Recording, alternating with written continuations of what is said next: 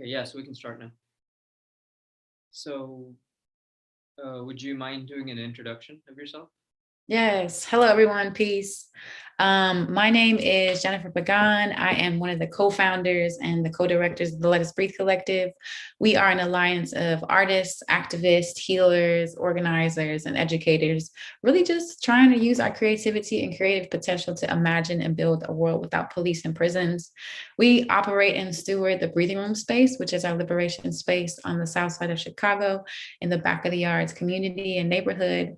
And have more recently really just been shifting our work to center like food and land sovereignty, and really focusing on nurturing our garden and our farm, and building out like mutual aid programs and structures that will support us in sustaining and supporting the back of the yards community and building sustainable communities through food and through healing and through love. I'm glad to be here. Thank you for having me on. Yeah, we're glad to have you. My name is Shoaib Noormohammad. I am currently in college, conducting an important interview with a very important person. And hopefully it goes well. I mean, I don't have too much going on right now. Unless you want like my course schedule or something, that's different. But yeah, if you don't mind, I guess we can get started. Yeah, for sure. Let's do it. So, what inspired the Let Us Breathe Collective and the Breathing Room? Yeah, so the Let Us Breathe Collective was founded in 2014 during the Ferguson uprising. So after Michael Brown was murdered in August of 2014, we started basically a crowdsourcing or a crowd funding like campaign because we wanted to support like frontline protesters and folks who were fighting on the front lines in Ferguson. And the needs that a lot of these folks' names were like gas masks and like water. So we started this crowdsourcing like campaign. And it ended up getting like over like $10,000 like dollars. You know, during that time, there were a lot of different money's going around and there's a lot of abundance, I think, during that time. And so we used that money to go down to Ferguson. And once we got there, we actually connected with a group called Lost Voices, which was a group who was basically built an encampment on like Florissant and Canfield, where they were vowing to stay until Darren Wilson, which was the cop who murdered Mike Brown, was indicted. So they were camping out in like tents. When we got there, you know, we supported them in building that encampment. So we got tents, we got clothes. We used a lot of that money to buy like supplies and support them in like sustaining that encampment.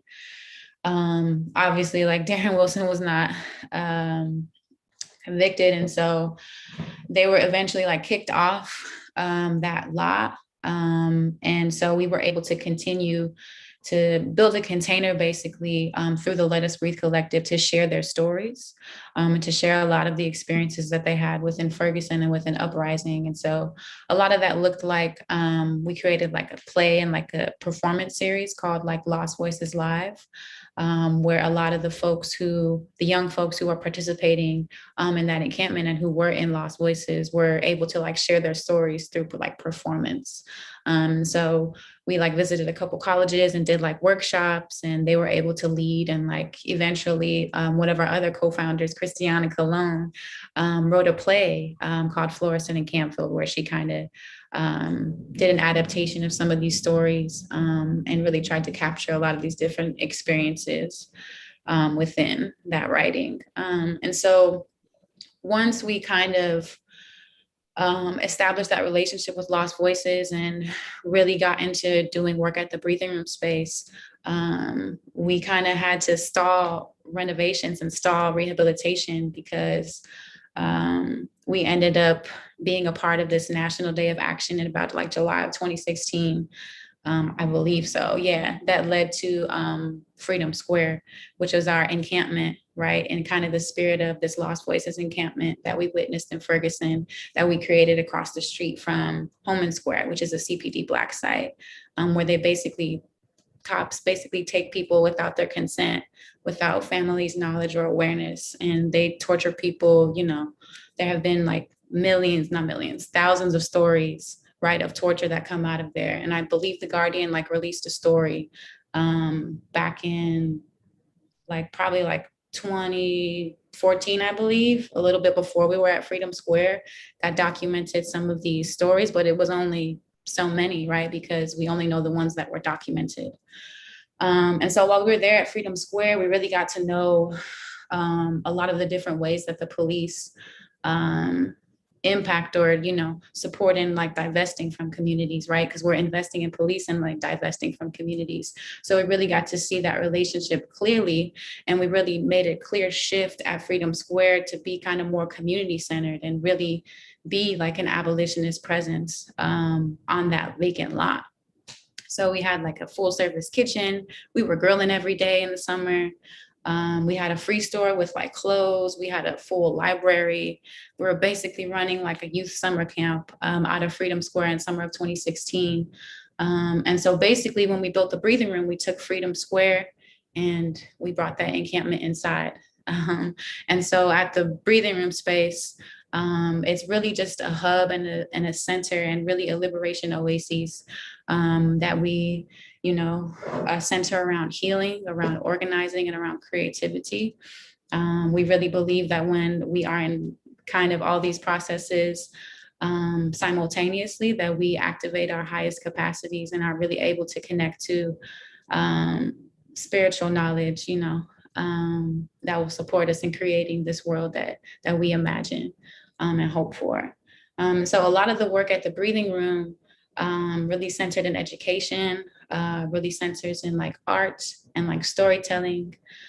We do a lot of mutual aid work out of the breathing room, particularly through our garden and through our farm with our Everybody Eats food program. And so most recently during COVID and pandemic, it's been we just need to provide people with what they need right now and meet folks where they're at. And so we've had to completely shift from our indoor programming and all the kind of long-term visions that we had a couple years ago and really just address and try to build presence where we're at. And so we've been trying to figure out how to really activate the garden and the farm as a community space, an educational space, as a healing space, as an artistic space for folks who are in the back of the arts community. So a lot of the work that we're doing out of there is centered around that, around food, around healing, around intergenerational conversations, right, around youth-led programming and youth-centered work.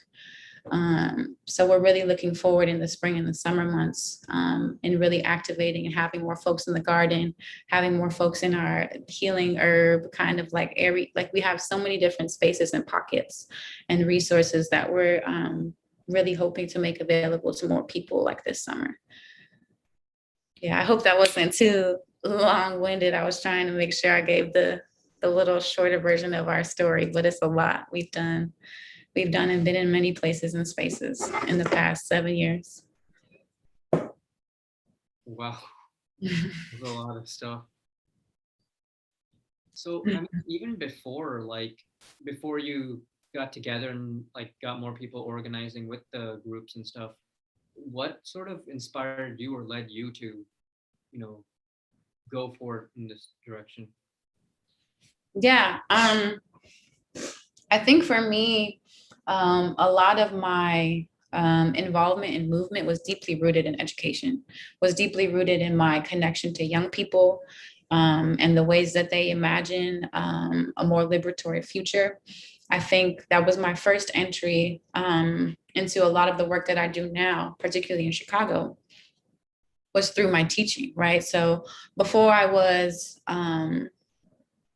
kind of more involved in the Let Us Breathe Collective in the way that I am now, or more present, I was also a teacher at Village Leadership Academy, where I supported in leading a campaign to change the name of Douglas Park. And so, those are my roots, I think, and where I find home in terms of movement is with education and with young folks. And so I think what motivated me most to be in movement is the possibility to facilitate the learning and the development of young people, right? So I saw the clearest way to do that was to become a teacher, right? I am directly kind of in space with young people. We are building like community together. We're building like containers together. We are building different like worlds together and have space to imagine and to really practice some of these like visions of abolition here in this like, in this room.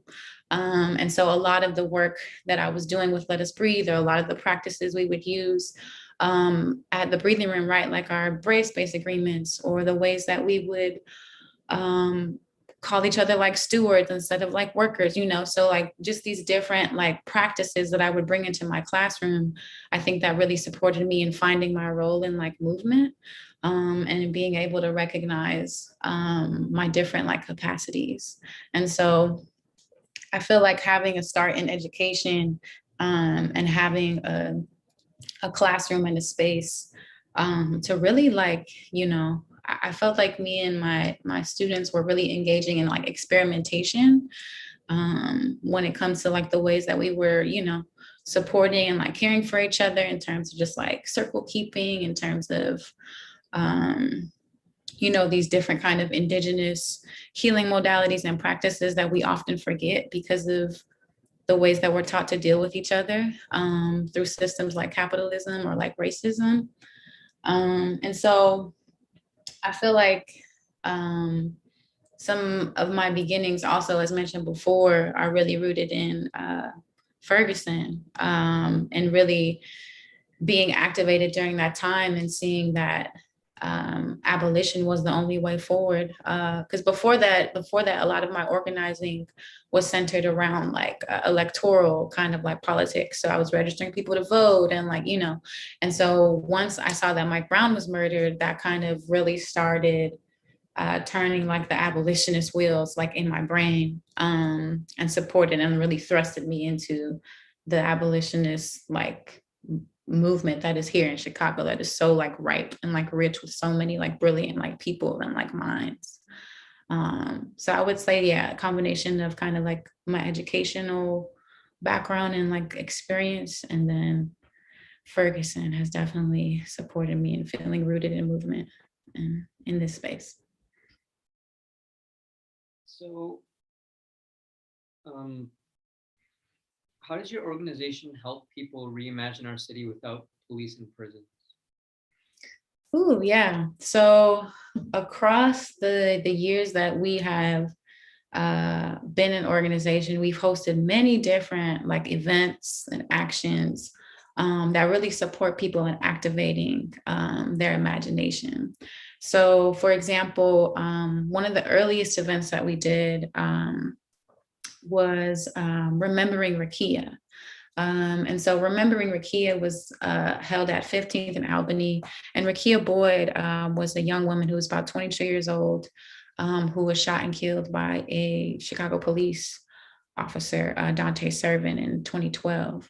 And so we hosted Remembering Rakia near a tree, or at a tree near the site where she was killed, just in honor of her life, right? In honor of and in celebration of her life. And so we even had like an artist like installation that really supported people in just using that space to like heal and like to breathe. And oftentimes, right, we're not really given space to like heal or to envision, particularly after such like deep instances of like trauma and like death and like grief. We're taught to like, oh, you got to organize, or oh, you got to like go to this protest, but I think the space that Let Us Breathe aims to provide is just like space to like heal and space to like address right, kind of everything that we need to in order to really move forward and upward in all the cycles that we're experiencing. And so Remember Rakia is just an example of kind of more of kind of like a healing centered event that we have hosted that really supported folks in imagining a world where Rakia was still alive, right? Where she wasn't gunned down by a police officer and her life wasn't taken away, by this system. So that those types of events really led to more community facing, really like mutual aid, like centered programming and like events. Mainly the Breathing Room series, which was our multidisciplinary event series that we hosted at a space out west before we moved to the Breathing Room on the south side. And so we had like live music, we had like performances, we always had like free community dinner. We always had like the free store, which had free clothes, free books, free shoes for folks. We had political education, we had different types of workshops, we had like childcare available. So the aim of Breathing Room series is to make this world where we have everything that we need tangible for people, right? In this event series, right? So you come here, you come to the Breathing Room series and you have everything that you need, right? And you're cool. And you can learn about liberation. You can learn about love, and really just take time to like be settled in mind, body, and spirit.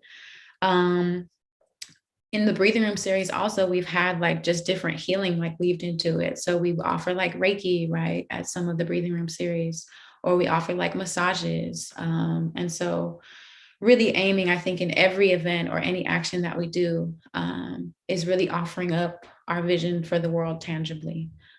So we had other, types of events like Tribe Day, but it's like the same kind of like remixing like this art of protest, and instead just creating spaces that are abolitionist in nature, spaces that are visionary in nature, and spaces that support people in accessing movement where they're at, right?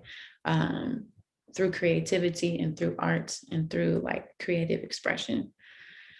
So I also think a lot of what the Let Us Breathe Collective has provided space for is just for, for me in particular, for folks to engage in like real like healing and real like personal development. Because if you would have told me 7 years ago that I would be on a live stream talking about the Let Us Breathe Collective and the breathing room space in the ways that I am, I would have been like, you're lying. You're lying. I can never, but that is like, right, the nature of Let Us Breathe is that, it is a welcoming organization, it is a welcoming space, and we really support people in participating in the ways that they envision, right? It's not just about us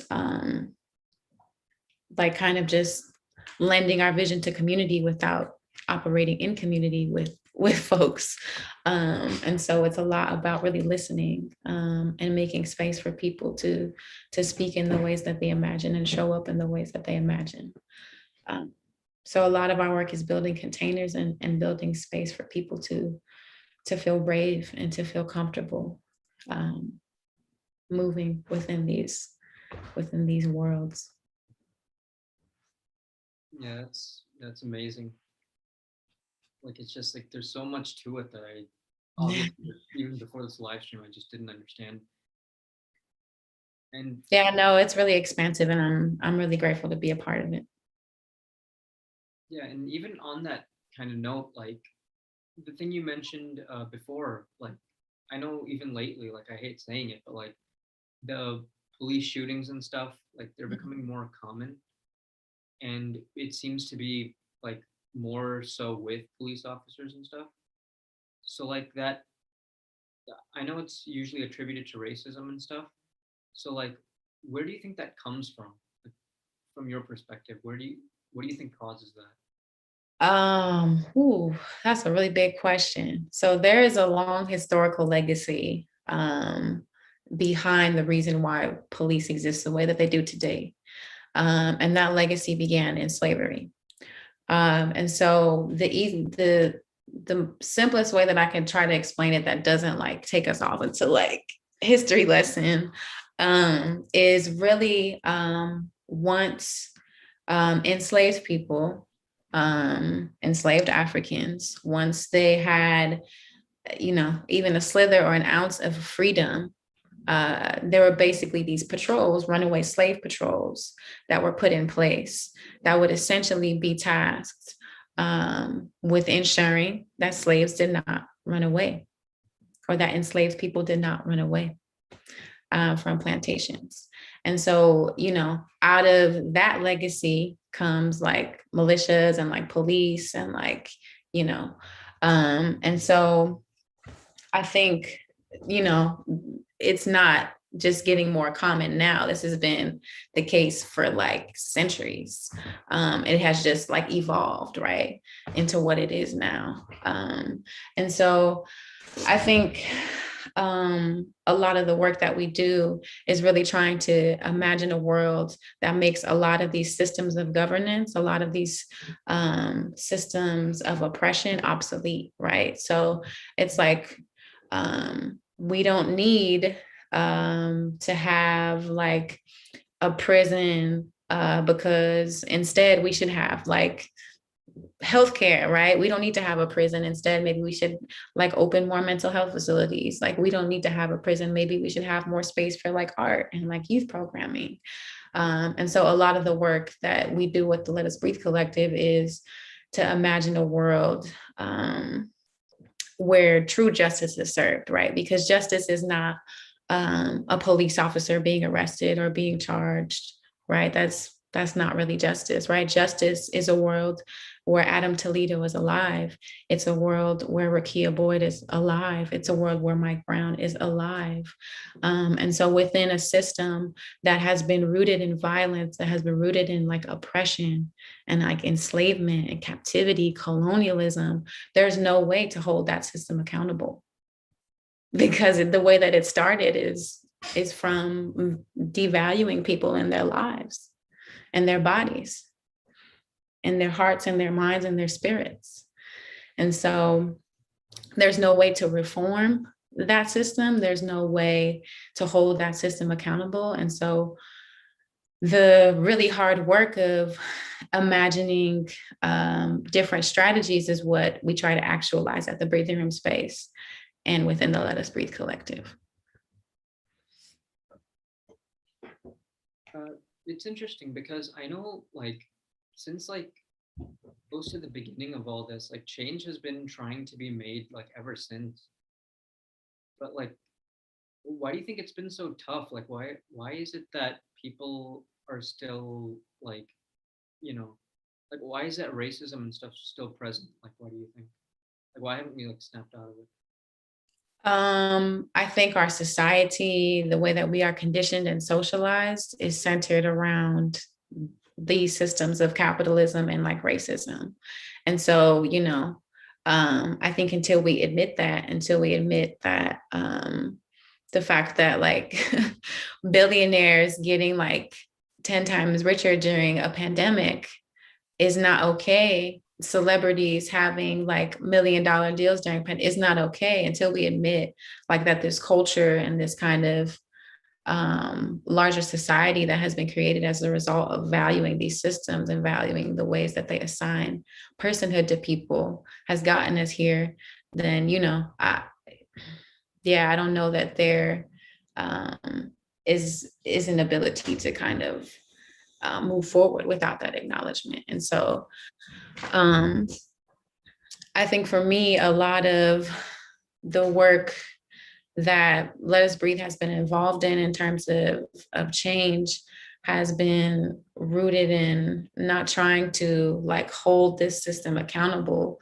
but instead in trying to create space for transformation, to create space for people to imagine and, be really grounded in a more liberated future, right? And the ways that we do that are by acknowledging that things like capitalism exists, by acknowledging that racism exists. And in order for us to move past a lot of those things, the way that the current systems and structures are set up is going to have to fall and transform drastically. And so I think particularly this summer when I'm thinking about the amount of people that have been activated, right? This summer was, I think, the most folks that have been out for uprising, like in the history of the country in the United States, probably since like the Civil Rights Movement. And so just like a historic time, I think, for uprising and just for people hearing like defund the police and like abolition. I think there has been growth and there has been change. People have been moving, people have been building, people have been using their imaginations to really counteract a lot of these systems and make them obsolete. I just think that the news doesn't report that. The media, that's not in their favor to really reflect the type of liberation work that is happening in these spaces. And so, yeah, I'm not sure if that answered your question. That was a really big question you asked there. I mean, I think we're all just trying to find the answer. Yeah. Honestly, yeah, about your thoughts on it. Mm-hmm. So, what inspirations do you want people to take from your organization? I think for me, a couple things come to mind.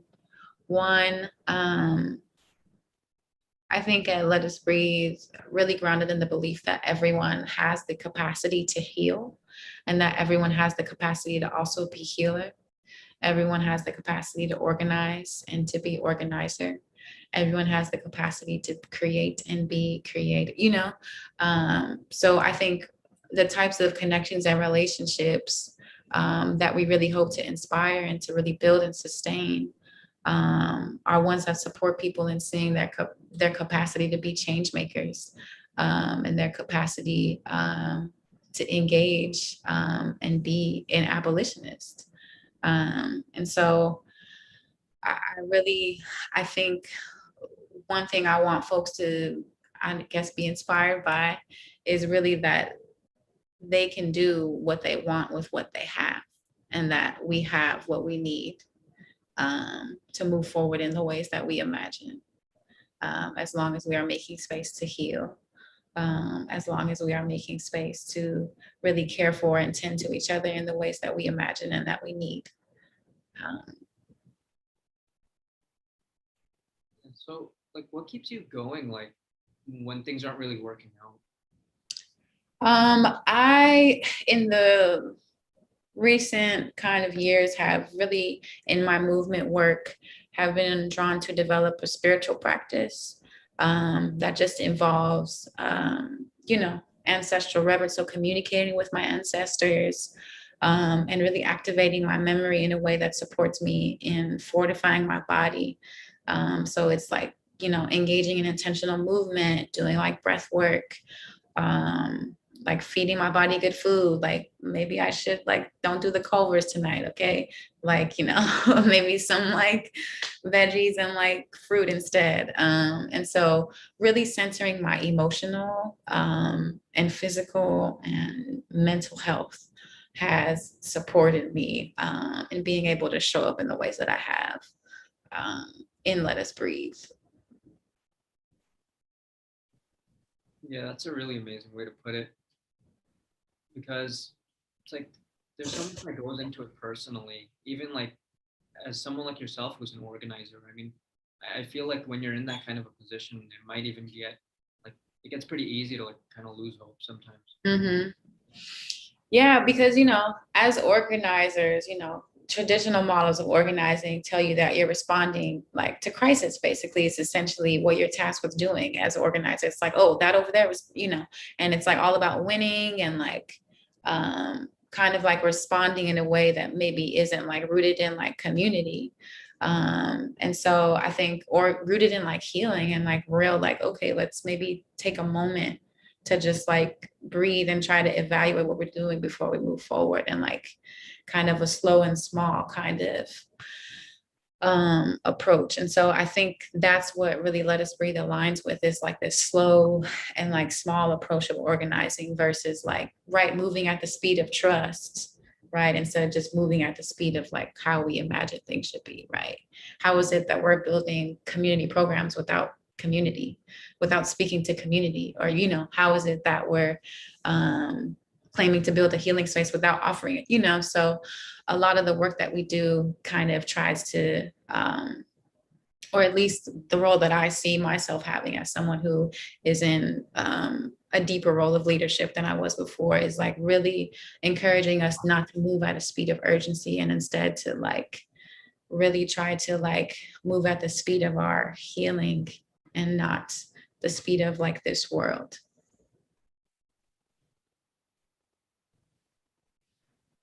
So in like, let's say 10 years from now, where do you see the organizations, or where do you hope that they?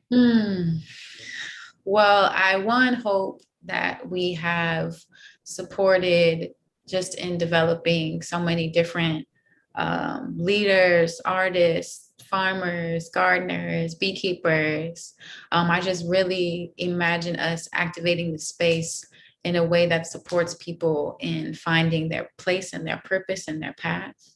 So I imagine, particularly like I was speaking through earlier, our garden and farm being a really abundant community space, right? Maybe that expanding to different, like, you know, lots in the area, and us really being able to sustain multiple community gardens, right? That maybe combine to provide food sources for like the South Side to support us in sustaining without maybe having to be involved with, you know, these bureaucratic kind of, you know, carceral systems of food. I also really imagine like some sort of like larger education space or center where folks can like engage in healing, where there can be like music or maybe like arts involved. So like the breathing room, but something that is maybe like separate from that space that is in like obviously the legacy of it, but is really just like a performance and like movement space that like supports us in tapping into those more healing and like creative based practices and like skills and experiences.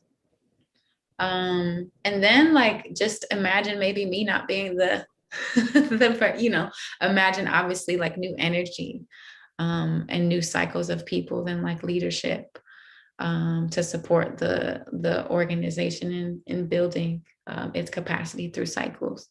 And, you know, supporting people, whether it's for a little bit in their life and then, you know, but really creating a network of care. Yeah. So what about you in 10 years yourself? Yeah, well, you know, I see a lot of my work rooted in like movement and healing. So, you know, I think after just leaving classroom teaching, I really imagine just building alternative models of education. So whether that be like building like the anti-classroom or like the anti-school, or just like liberatory labs and like pockets of education, whether that be at the breathing room or in the garden or in the farm or across Chicago or across the country or across the world. But really, I think using education, using teaching as a tool to imagine and build liberation. I think I also imagine just being able to be like in transition and not like, and not like be tied to one place, right? So I call many different spaces home is what I imagine in 10 years, right? And I have a village of people, a community of people that I love and that I trust and that I work with, who I can count on and just build life with. And, you know, I always want to have like my little garden. I want to have a little back. I like the simple things. And really just, I think in 10 years, being able to feel comfortable having children in this world is something that I want and like imagine, you know, being able to raise and nurture life is something that I imagine as well, whether that be like me having like 2 dogs and like a pig or like a bird and like a couple chickens, or if it's kids. So it's just nurturing life in some way is what I imagine that I'll always continue to do, whether it's 10 years, 20 years, or 30 years from now.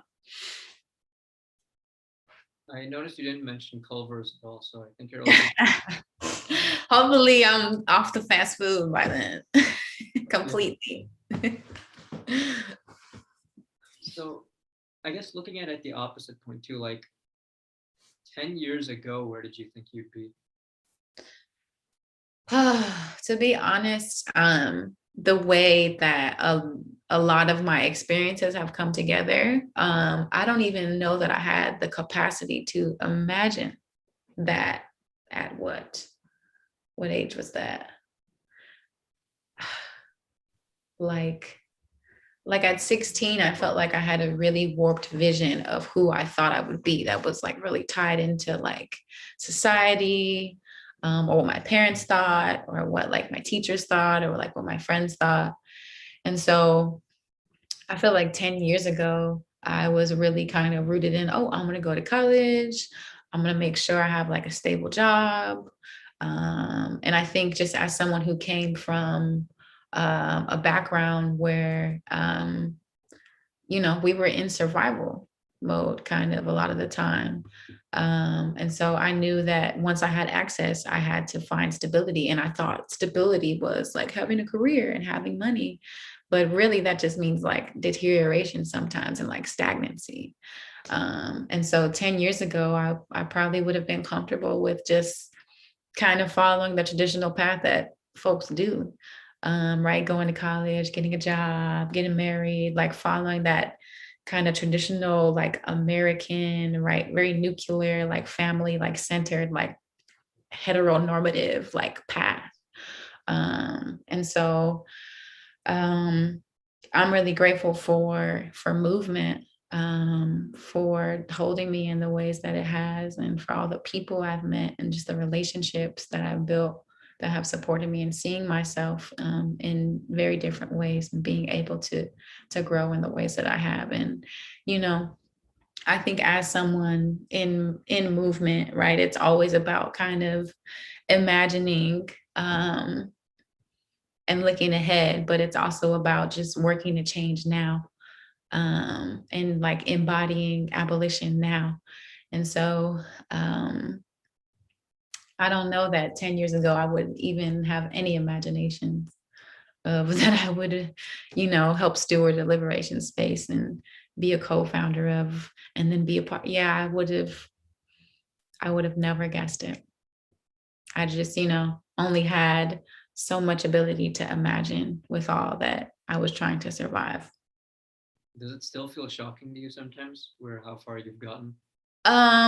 Now it's not shocking. It's more like I'm in a space of gratitude, and acceptance. You know, yeah. So I don't know that it's like, oh, wow, this is all new, or I'm not sure that I can do this. I think now I'm kind of in more of a space where I'm just grateful to be here and grateful to have the capacity that I have, and to build with people, and to really just be able to show up in the ways that I do. Um, yeah. So, so what challenges have like you and the organization, what have you faced like during all this?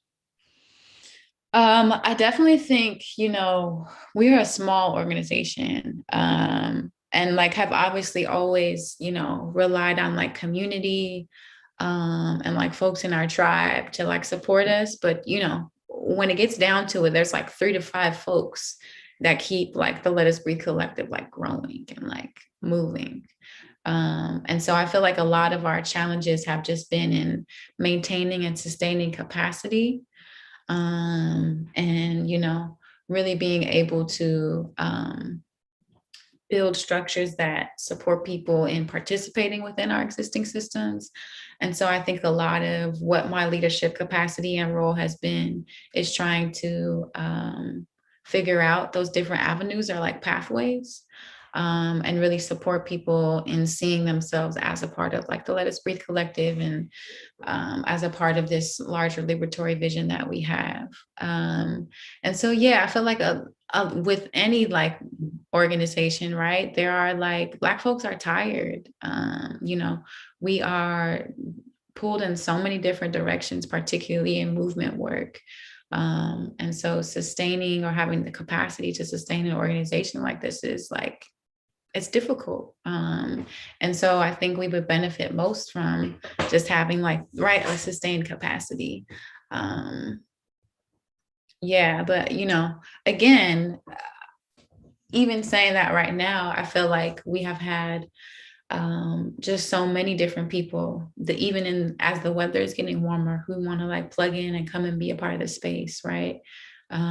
So I think it's just, we kind of just move in cycles and kind of accept that, sometimes we are running into the same cycle, but with each cycle, we're getting better, and we're moving forward. But yeah, definitely just like capacity and just being a smaller organization has been a deep challenge. But has been something that we have worked through and really persevered in. Have you guys ever gotten any help from the city or anything like that? When you say the city, what do you mean?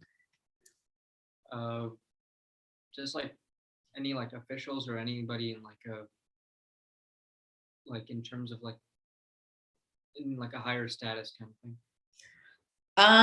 No. So like probably before Freedom Square, even during Freedom Square, we did not have like a bank account. So we weren't even like, we didn't really have like, we were doing a lot of in-kind donations, right? So we have been like very wary of soliciting money, just as an organization who occupies just an anti-capitalist lens.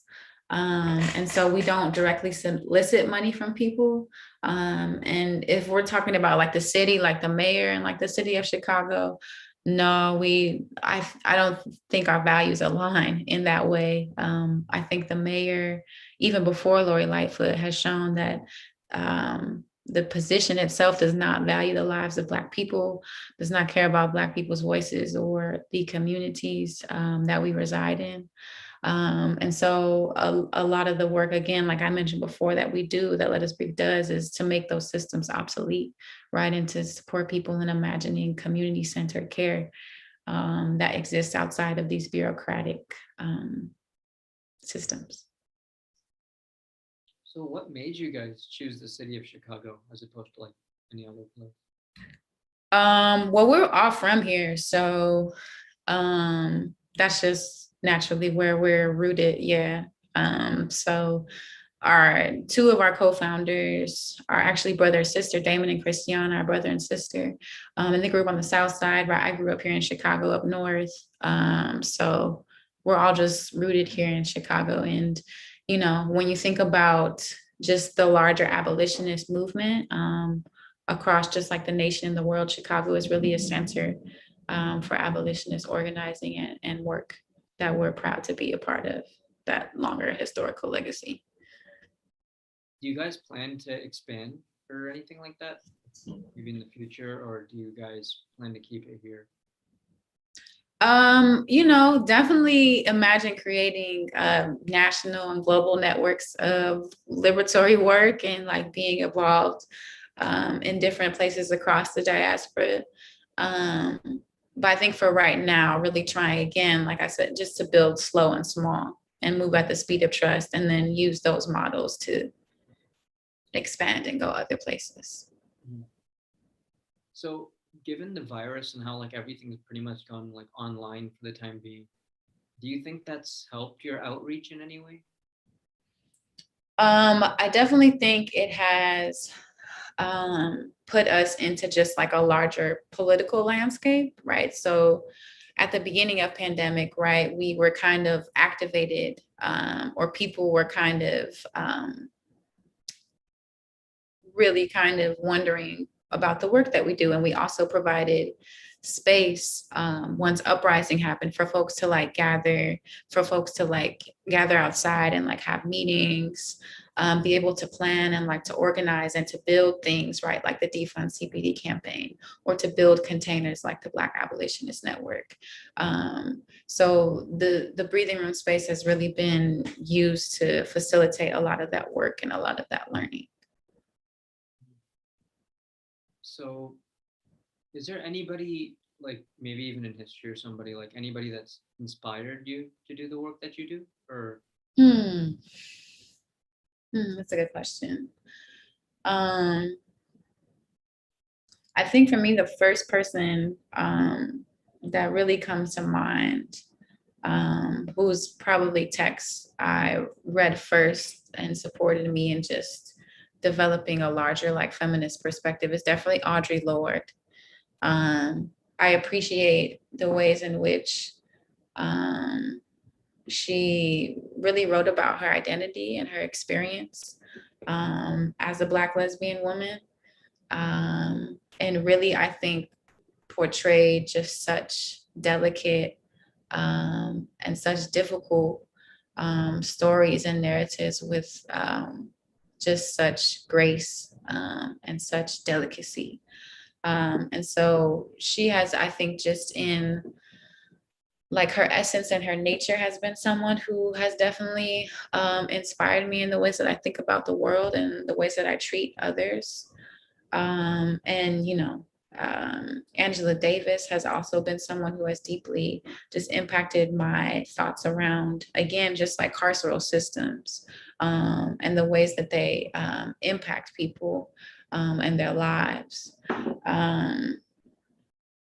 Yeah, I think Audre Lorde and Angela Davis are my two road dogs. wow. And I'm trying to figure out a way to phrase this. Um, do you think it's possible to get justice from the systems that create these issues? Justice is a complete transformation of these systems. Justice is abolition. So it is, I don't think reform is going to give us what we need. It'll just be different iterations of the same thing. It requires complete and total transformation of the systems, the ways that people think, the ways that people value each other, the ways that people tend to and care for each other, the ways that people see themselves. Um, Complete and total uprooting of society. Mm.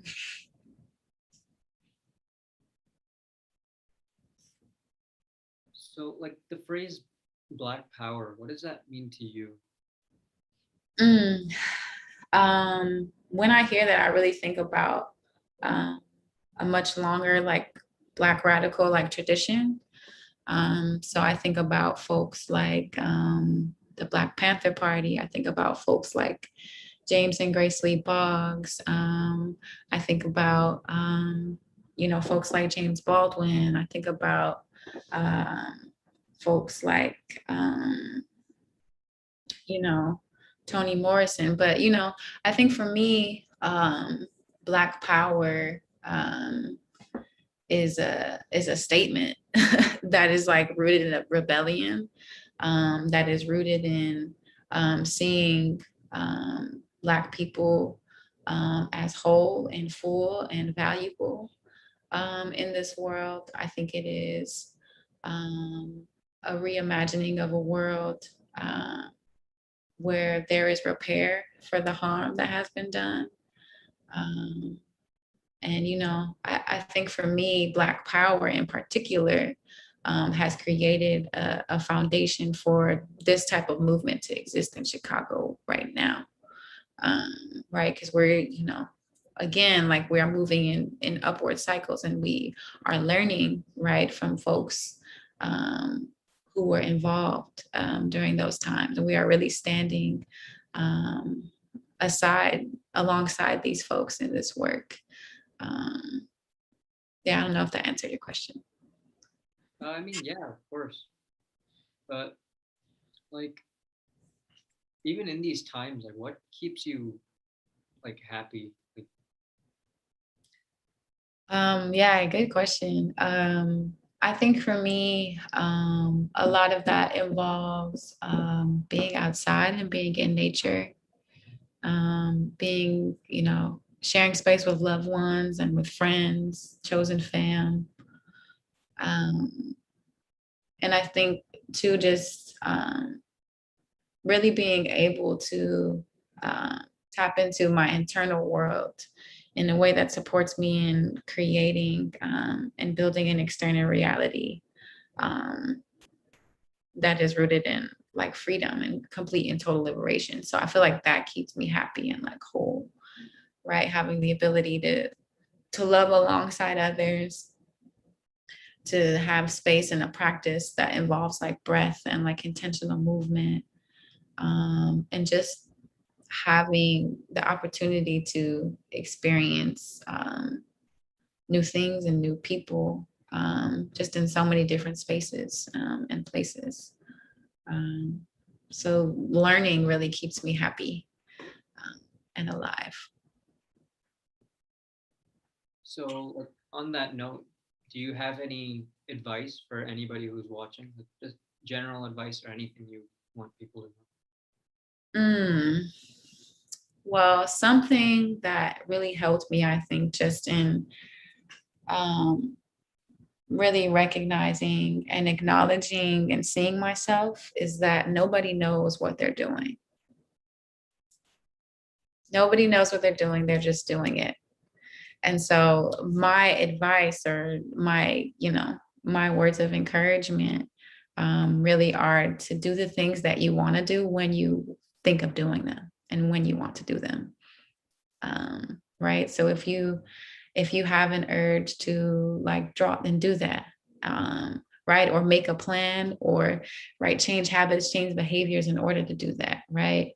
I think for me as a child and even as like a younger adult, I really struggled to just like pursue things because of what I thought other folks might think of me or what I thought my family might think of me. And so really just really making space for your authentic self to show through and really nurturing every part of you that wants to imagine or create or to dream and not like letting that go.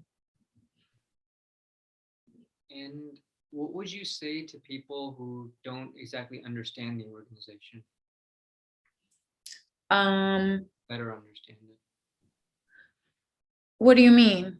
So like somebody who has like a hard time understanding these kinds of things like activism. Yeah, I mean, the first thing that I would do is just invite them to the space and just or to like the larger organization just to see what we do and just meet us where we're at and where they're at. I think for me, a lot of people come to this work and this movement and this space not understanding.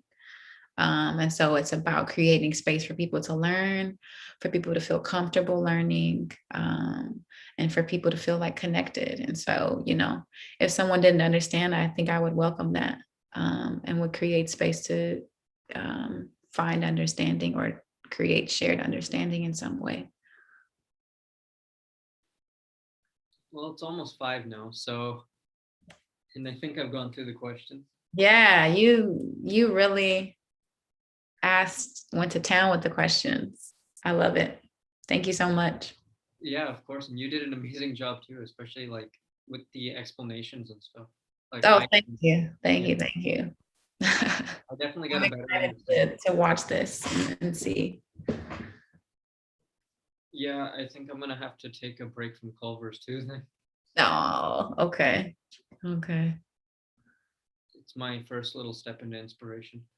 Yeah, I used to be unstoppable with the ice cream when it came to Culver's. Like that's sometimes all I would go there for was like their ice cream.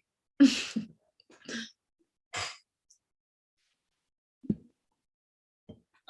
you have any last thoughts? Anything you want to tell us? Well, you can follow the Let Us Breathe Collective. We have an IG. You can follow us at Let Us Breathe 773. We also have Twitter, the same @name, Let Us Breathe 773. And then also we have a website, letusbreathecollective.com. But yeah, a lot of our updates just about the garden and the farm, a lot of the different programming that we're doing. That is my Slack sound. I'm so sorry. It says hummus. Any of the events or programming that we're doing will kind of be posted there. So that's a way to stay connected to what's going to be happening in the garden and the farm in the spring and the summer. And thank you so much again for making space. Yeah, thanks for being here too. All right. Is there anything that I need to do at all? Just keep doing what you're doing. Oh, I was like speaking. I'm sorry. I'm sorry. I'm gonna be ending the live. Thank Okay. you all for coming. We Thank really appreciate it.